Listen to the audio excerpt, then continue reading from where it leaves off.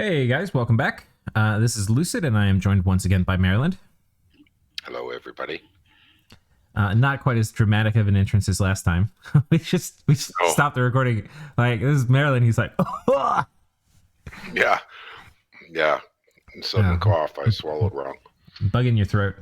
And we're back. It's turned 42.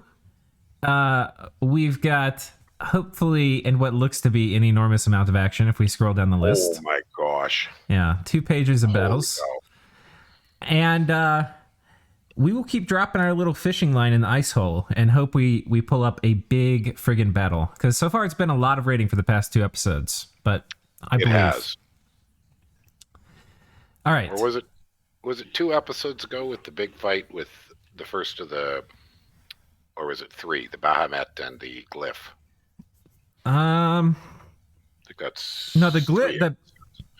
The Glyph has been in action, I believe, every turn. But I don't really consider cheesing an army a big battle exactly. I mean, I guess it kind of is.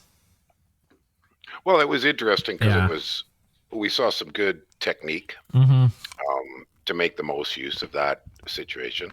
But it will be interesting to see some actual advanced scripting. I'm hoping to see that. Right. So let's start with Ulm. Hello, everyone. I haven't sent a message for a while. That's because I was busy with my life stuff. Oh, life stuff.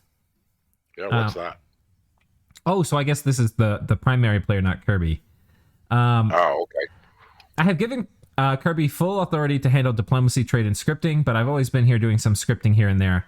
There's so much benefits to having another player on your side, especially when people want to diplomacy with you while you go to sleep. Kirby's been doing an excellent job so far, and I want it to continue. I will put more time into this game so that our armies are better scripted, but Kirby will always be here too. Cheers. Toolbox. Okay. Oh, yeah, that's right. This is Toolbox. I keep forgetting. He's the one that beat me in my tournament round. Oh, right. And he started off pretty much a complete new player. So his skill improvements over the course of that game were quite spectacular. Yeah. Oh, this is a little depressing, I'm not going to lie. Look at this battle report. What do you notice, Maryland? Anything? Yes, a seduced Master Smith. Yeah, and a seduced Black Acolyte. And Literally, a seduced Black Acolyte. Oh my. Brother against brother. Yeah. Son of a gun. The Dryad hordes. It's just too bad we can't see those. Yeah. You know, we can't. Oh, look at the dude. What'd you see? So when you steal somebody, they keep your script. And this guy had a gem on him for summoning an elemental. And his script was summon earth power, summon earth elemental. And so truly, I mean, this is not Pangaea's gem. That was our Ulm's script, Ulm's gem. Yeah. Oh, shoot. Yeah. Okay. Bummer. And it obviously hadn't used all of its gems to deal with the Dryad. No, it was a successful seduction, so it didn't have to deal with the Dryad. Right. My mistake there. A successful seduction. I can't remember if anybody's shown the math on seduction. I've noticed it's around a 30% chance. It's not very high. Yeah, you know, it depends on morale a lot, but there's a number of. There's the 2 checks. I think that I'd have to look it up. Some gifts. So this was a foul vapors trap. Oh, yes. And they have moss body, some gear. But once the PD routes, they run too, it looks like. But they killed, you know. That's quite a bit. 3 Master Smiths, yeah. That's the part of it that hurts. Yeah. Boy, Alma's not going to have an easy time of this. Well, no, it doesn't look like they will. He's raiding back here with the Centaur Hierophant Thug. Yeah, and with a 20 gem kit. This is the kit we've seen lots of, and it's effective. And Vanheim is on top of their cap. So, do we have a message from Vanheim? We don't. Let's go check this out here. So, did Pan Is he trying to follow Vapor's play here? Oh, no, it's just a commander. He's just testing scripts. Because last turn, there wasn't the army on top. Last turn, there was just, I think, a small raiding party. And That's correct, yes. And the army's so damn mobile that it just zipped over here, I think. Yeah, yeah. Assuming we're actually, yeah. Okay, so we're kind of jumping from home, a little bit of pan. I'm just typing here. And definitely some van. Okay. So now, okay, we get to see it now. So this is White Centaur, Great Sword of Sharpness dude, versus Vanheim. Oh, wait, I thought there were more vans. Oh, shit. It's just 2 thugs. 2 thugs, okay. Quite heavily geared. Yeah, pretty heavily geared. And I'm guessing he's going to fly. Yeah. Oh, and Sai's not blocking it again. Huh. See, I would think you would want 5 people on guard commander if you do this. Yeah. And then have the guy run in with the people on guard commander. I mean, come on, buddy. Boom. Yeah. Ouch. That hurt. I'm at a loss for words in a way. I mean... Yeah. It's not the right setup for that. I mean, Sai knows this is coming. I don't know what's going on. And now, did those guys have a retreat? No. I missed which province that was. It was here. So they're dead. So they're dead. Oh, so they're dead. They are very, very dead. Yeah. Ouch. These White Centaur haven't even really gotten a chance to fight. They've had their commanders murdered every time. And they're trickling out in little groups. But he's lost now because this is 20 dead. Or 16 dead. He must have lost at least 80 so far in these small little squads. I mean, he lost first turn. He lost 10 and 10, and then up here he lost another 40 or 50, and then down here, I think last turn he lost another 10 to commanders getting sniped. It's just been relentless. It's been relentless. Yeah. This is painful. He's gonna have to, and he can't recruit them. This is he's got a Camazotz there. He must have a cave. Yeah, let's see if the Camazot's doing anything special here. Maybe it's got a skull staff. You see it there? It does. And some gems, okay. So we can do Shadow Blast or something. Yeah. We were talking about that. There's not too much to do. Not with the 2. No, not with the...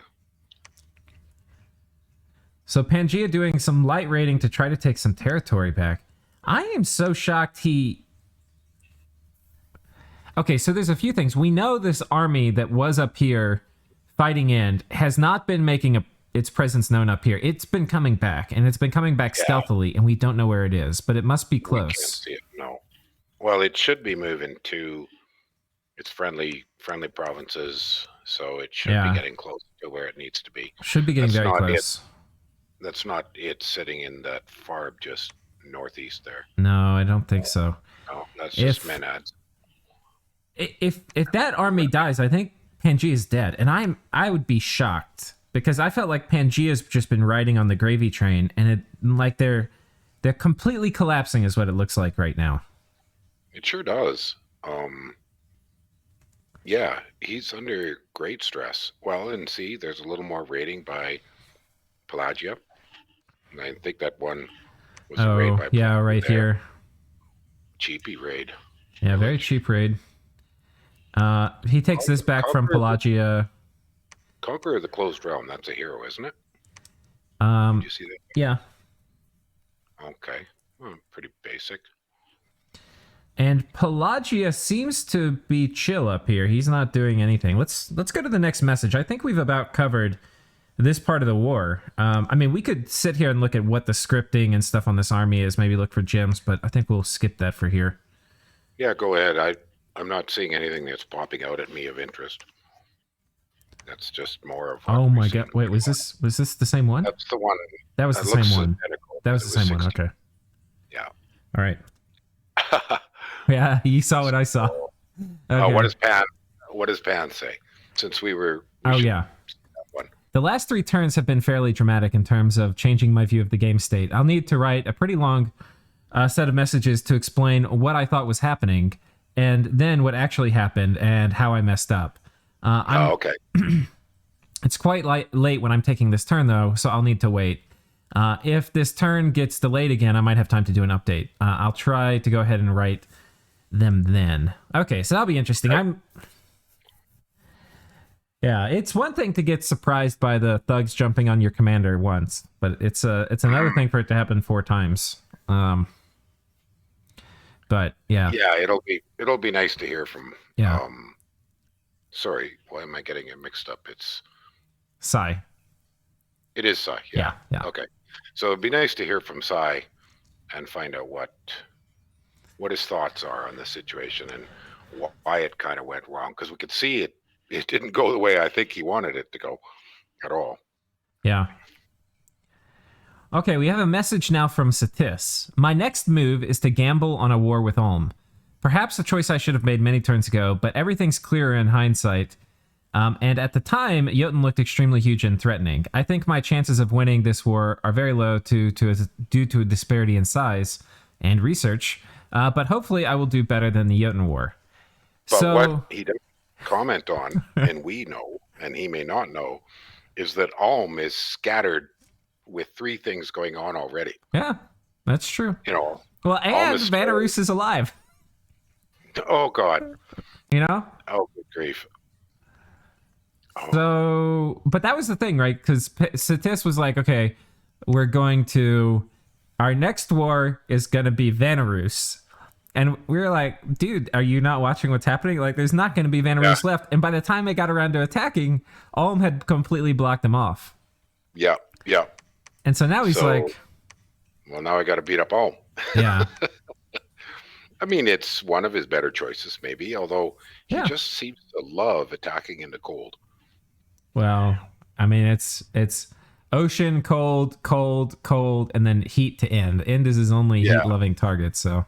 Yeah, I know. It's just... Yeah, like, oh, what a pain. Yeah, it's horrible. Okay, so Vanarus raiding back out. Let's see how he's kitting out his thugs here. Let's see if it's the... it's the most standard elf kit ever. Yeah. But it's effective versus PD. I think that's why that kit is so popular. It's not necessarily just because it's good. It's because it's so good against PD. Yeah, it is, and it's good against small armies. Yeah. It can take some fairly large armies, really. Yeah. Because you have the crowd control. There was a good question I saw yesterday.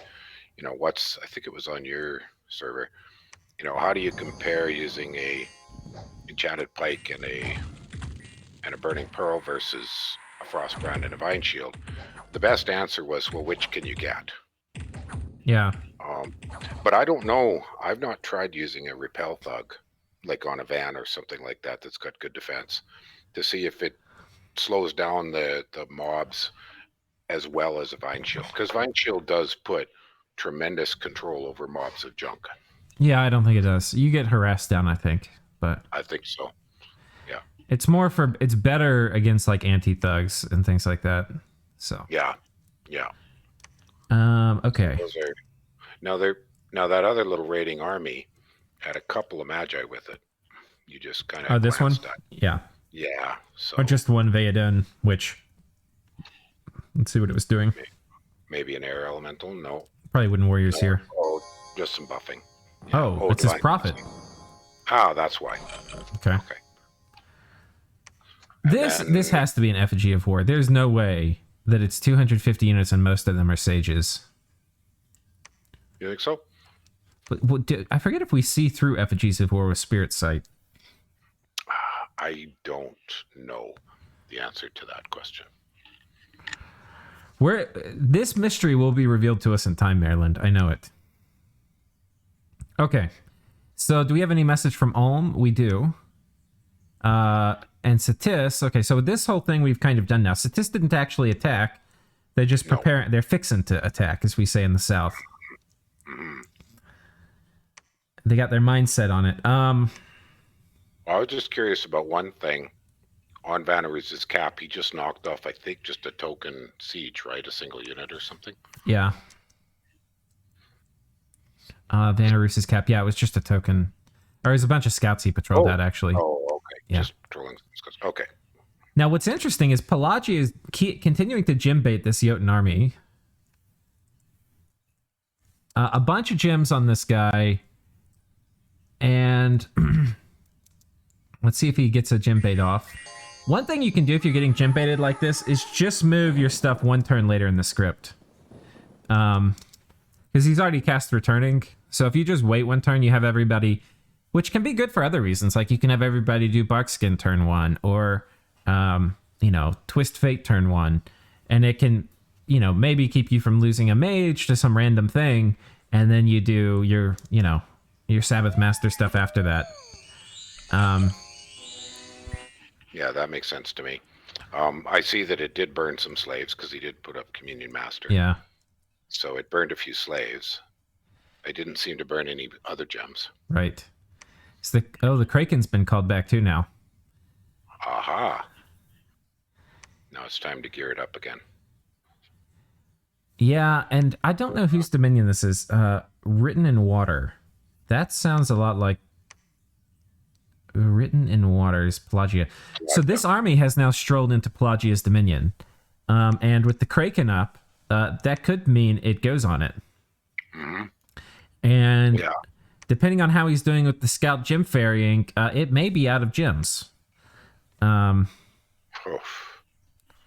So... Well, he told us he was going to take back that territory from Pelagia, so he's kind of done that, except for that fort, but there's no way he can siege that fort down.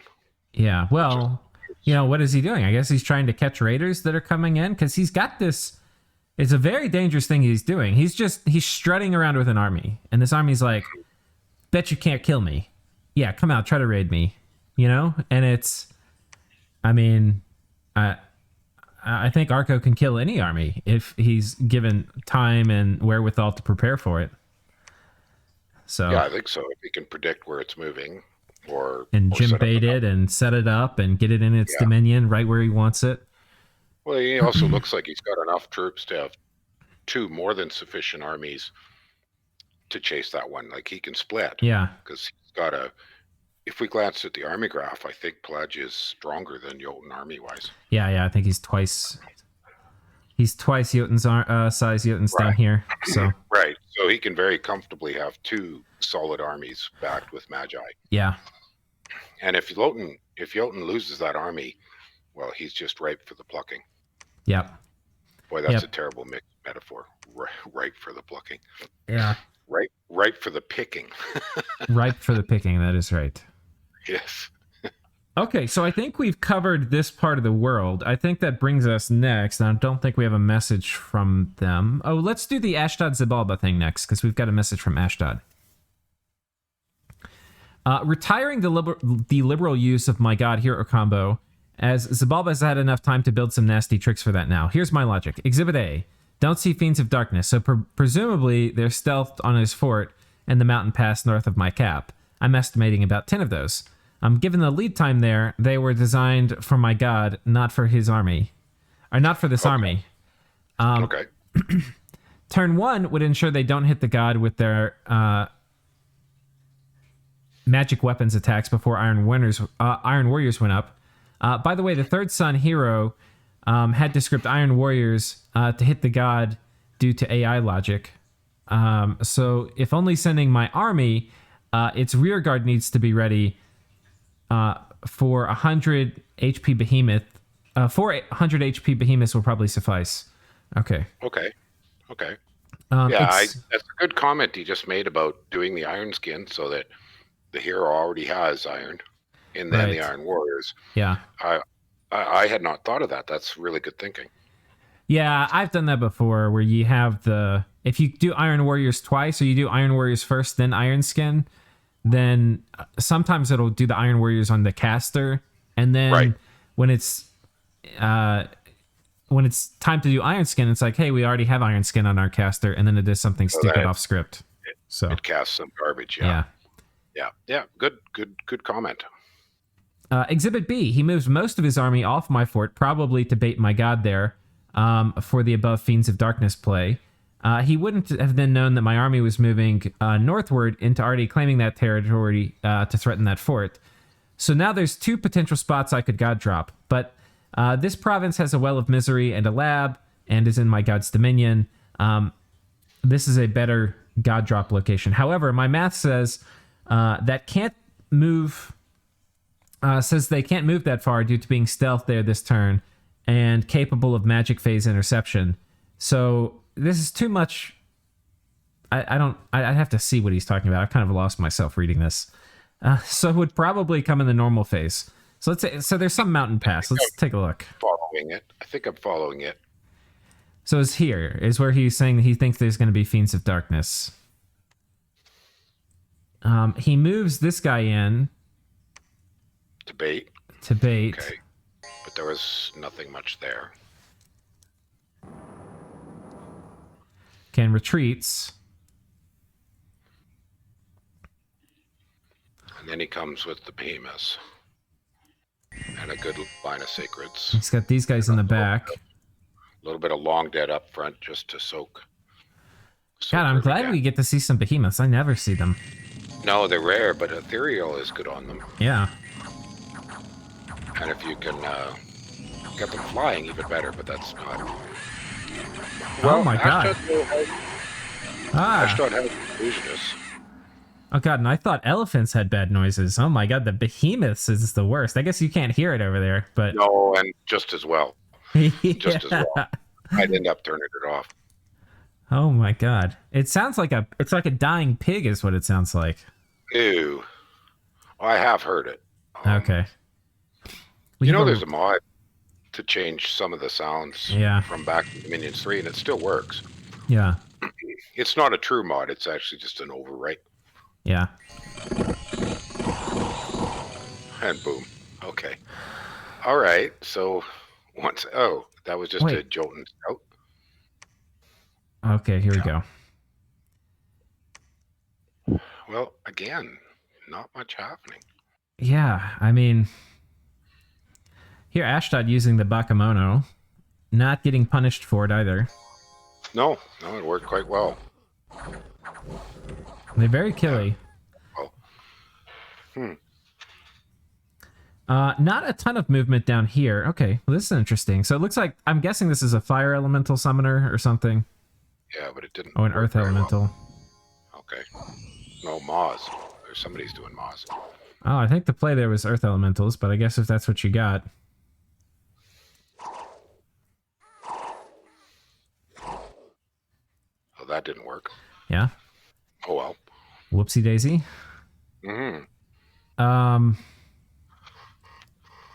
So Xibalba attacking here with some dudes. Onto the glyph. Just kind of a token. Just frozen heart rating.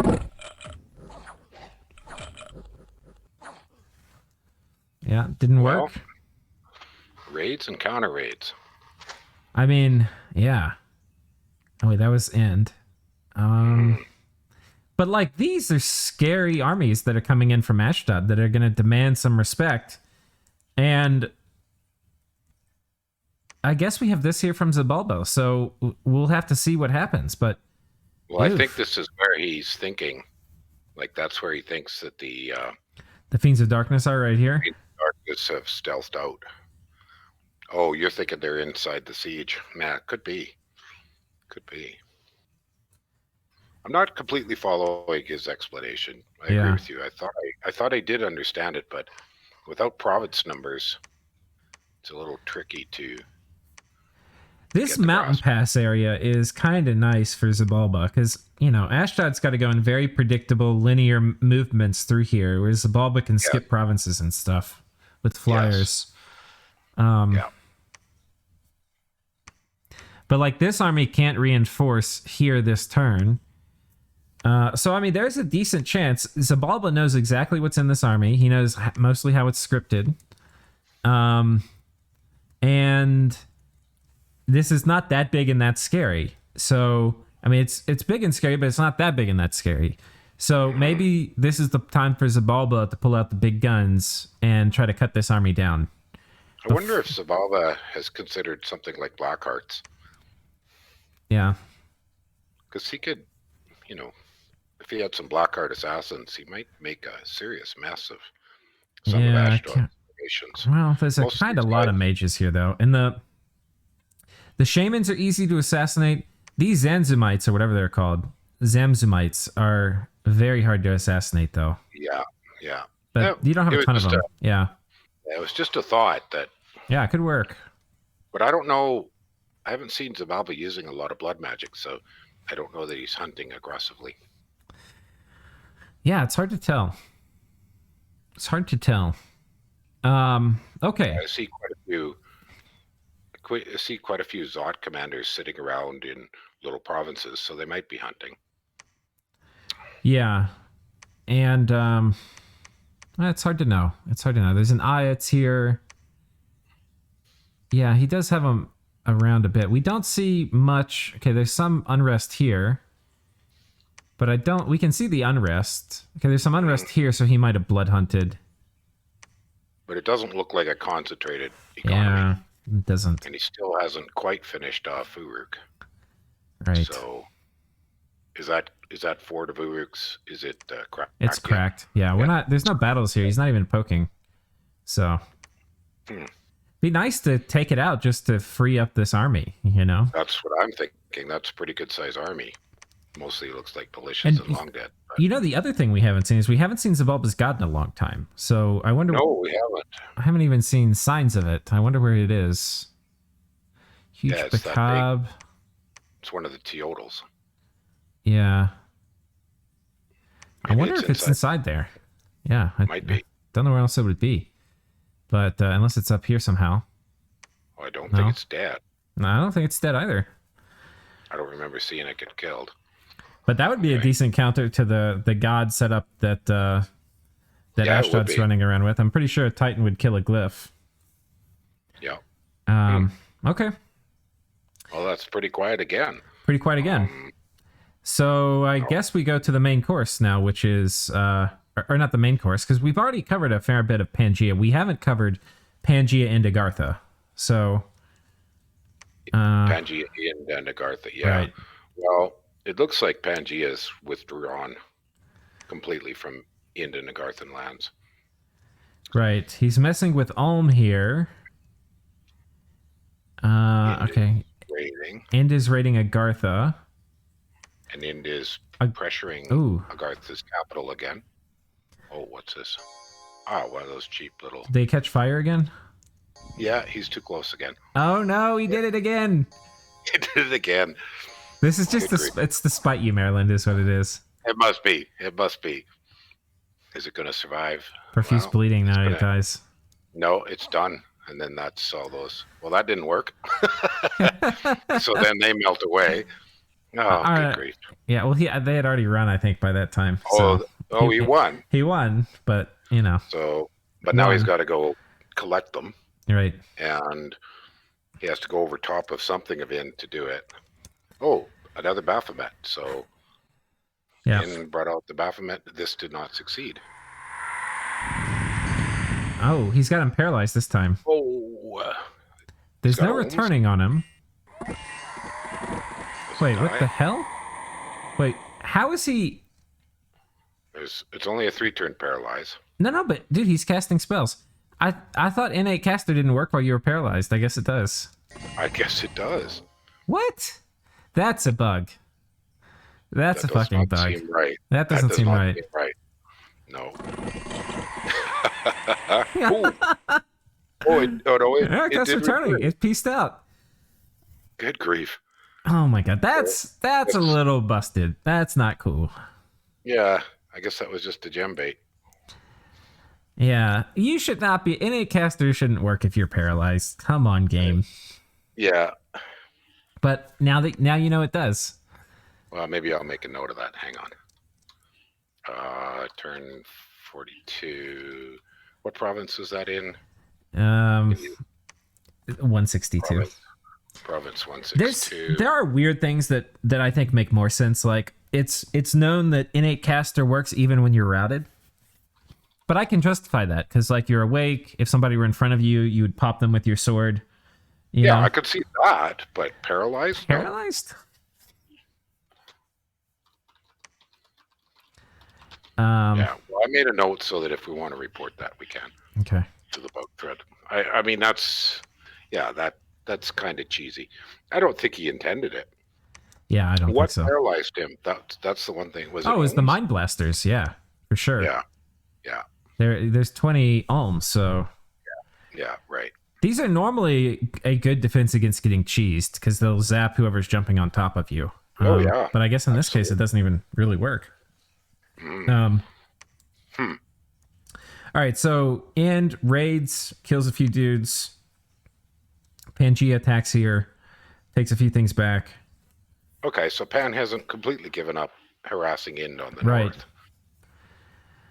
But low commitment. Yeah, I want to hear... God, I just want to skip forward a turn or two, and I want to hear Sai's thoughts on diplomacy, because it seems eminently reasonable to peace out with End here. We've talked about that quite a few times, and it does. Well, what do you think, like, if we try to sum up End's chances now to finish Agartha? They're not good, you know. No, they're not. They're not very good. I mean, I think he needs peace with Pangaea more than Pangaea needs peace with him, because he needs the wherewithal to collect troops, to not worry about getting raided, and then to go sit on top of this fort. Yeah, he's got to shut Agartha down. He's got to stop those little raids. But go ahead. Well, Agartha shouldn't have access to almost anything stealthy that can sneak out of the capital. Right. So once he locks that capital down, Agartha's just going to have to sit inside or fight. Yeah. And one exception to some of this will be I think the way End could maybe lock them down is if he hits some research target, like, because we're getting to the point in the game where people are starting to get their first big spells, that are going to be like changing the whole course of combat. And the sevens and the eights. Right. And if End gets his, which he should, well before Agartha, he might be able to roll up with that critical technology and just shut them down. And I'm not totally sure what it would be, but it probably is out there. Will of the Fates. Yeah, that would be good. Will of the Fates would be solid. Maybe Fog Warriors. Yeah. Those are some of the lower research. Yeah, options. I mean, maybe even Mass Flight with like a big, because Agartha could potentially earthquake him too. But I don't know if he has a level 6 caster. But anyway. So I think that's it. I think we've actually covered the turn. It would look like it would be really long, but I don't think there's much more to talk about. Do we only have 10 nations left? Because I only got 10. I mean, we've talked about Pangaea and End and Agartha and Xibalba and Vanheim. And, you know who we didn't talk about? Bandar. Who is... who is come bursting out. Oh, upgrading his god. His god now has Boots of the Messenger, too. Okay. So this is awkward for home. Now he's got a counter raid down over there, put together another siege force, get back on top of Bandar. But we commented last turn that this was going to be... Oh, no, Maryland. Oh, what happened here? The Yaksha Thug is still here. The Yaksha Thug. Oh. Banana, I didn't notice the name. It's awesome. Banana Express. Oh, Banana Express. So very good. Very good. Well done. Who is that again? Gotta look that up. That's well done. Bandar is Kashtronomical. That's right. Yeah. And Teorek is his backup. Right. Look at that. Poison. He just shakes everything off. Oh, and some sleep. So the guys that got past the Yaksha got put to sleep. Some more guys get put to sleep. The crossbows keep shooting the Yaksha. Yeah, there's a... Good play. Oh, and an earth meld. If he had a lot more of that. But even so. They're not even penetrating. He's not even getting chip damage. He's taking a nap right now. He's literally asleep. And they run while he's like, they're not even going to wake him up. That is just okay. He finally woke up. I was gonna say it's too funny. Oh man! Oh no, he's still sleeping. Yep. Oh yeah. There he goes. There he goes. How isn't that funny? Monkey life. So just some PD, one guru, and one yaksha. Just makes a mess. That is funny. You know, if he hadn't got sleep, he'd have got a lot more kills. Because I think the guru hit. I think it was the guru hit the yaksha with friendly fire sleep. Yeah, it's there's an idea I like called the concept, I guess, buffer for success, which means like don't do the minimum that you would need for it to work, right? Like try to like if you're in a fight where it's like 50-50 or it's like 60% you're gonna win, like don't do that if you can avoid it. You know, try to take it where it's like 90% because you've put in, or like 100% because you've put in enough contingencies. You can't lose important fights. That doesn't apply to raiding. Raiding, that if you do that, you end up with like 30 gym raid kits. But no, that doesn't make any sense for raiding. And in this case, but for important things, you know, like this, that was kind of a lot for Ulm to commit. For basically that he ended up just throwing away. Mm-hmm. And a significant amount of those won't have retreated successfully. Right. So there's some more losses there. So now Ulm's back to putting together another siege party, walking it slowly from fort to fort, getting it on top of Bandar. Yeah. What a nuisance. I'm curious about Ulm's research graph and if it's starting to flatten a bit. Nope. No. Wow. This honestly is not even that high for Ulm. This is Ulm not... I mean, you remember, he hasn't found any fire sites. Right. I don't know if he found any air income early, but that matters a lot too. This is like a pretty tame middle-aged Ulm research graph. Well, what I was just thinking is this indicates to me that he's still keeping the largest proportion of his mage court researching, not outfighting. Yeah. And with his advantage, he can't see this, but he could probably interpret that he's in good shape. So I think he could probably roll out some more magi. Yeah. He needs to figure out what he's going to do with it, though, because you can't... We haven't seen any of Ulm's research advantage yet. It hasn't manifested at all. He might as well have not been researching at all. Again, where's his god? Yeah. Again, we're not seeing it. Right. I think she was camping out down here earlier, but... Yeah, she's been sitting there a few turns. But yeah, like get Fog Warriors in mass flight or something and roll out with this army of Fog Warriors mass flight, put the nail in the coffin of it, Vanarus. Finish Vanarus. Yeah. So... Let Vanheim take the heat over on Pan and buy some provinces later. Yeah. That would be what I'd be thinking of as a strategic move right now. You know, some light raiding like he's doing, that's fine. Get some a bit of gold and maybe some gems. Yeah. But I think he's a little overcommitted on the Pangaea front. Yeah. I think a little overcommitted over there. Yeah, I mean, and technically they don't need to, like, I think now is the perfect time for everybody else to pull out and leave Vanheim with the bill here, because Vanheim is position 1, guys, if you hadn't noticed. Pangaea is actually fewer provinces than Ulm, and there's no reason he needs your help. He's sitting on top of their cap. I think if Vanheim clearly beats Pangaea, I think he wins the game, because like if he takes Pangaea's cap, so no more White Centaur production, patrols out a bunch of dryads, starts projecting power around this region, maybe people start turning on him. Mm-hmm. I think he's in an excellent position to win the game, because Xybalba and Ashdod probably are still going to be fighting each other for a while. Ulm, I think the correct play for Vanheim is maybe you get the timing right so that this war is still in like full heat so that they can't ever agree on a way out. Mm-hmm. And then you just jump on Ulm. Maybe say you're going to help Satis. And then that's it. You have like a third of the map. I think you did well. Yeah. Yeah, I think Ulm has tremendous potential for some airdropping throne captures. Yeah. Maybe gate cleavers or something to get the siege power. I meant Vanheim wins. that if they jump on... I meant Vanheim as well. Oh, you did? Okay, yeah. I meant Vanheim. You know, Vanheim, once he's locked down Pangaea, but the only foreshadowing that I would make a bit is we do know that this game is nowhere near over. Like, we're recording turn 42 and there's lots more turns. Yeah. So this doesn't end quick. Whatever develops in the next few turns. These turns have been interesting, but not as...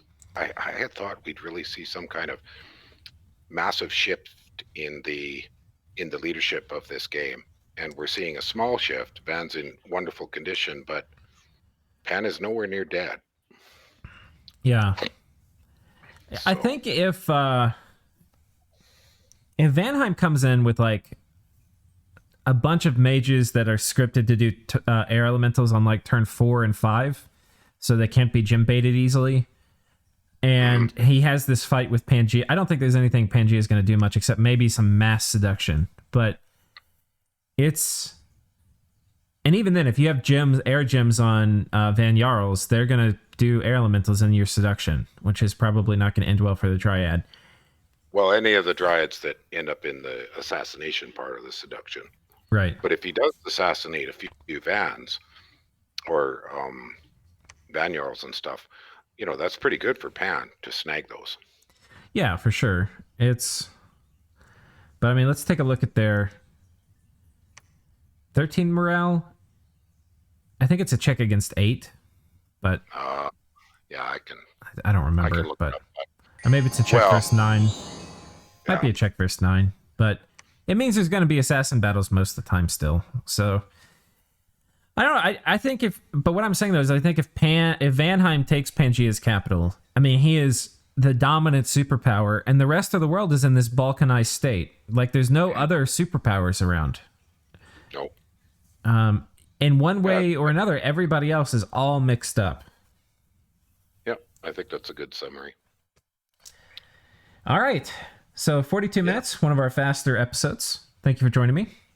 You are welcome. All right. We'll see you next time, guys. Bye, everybody.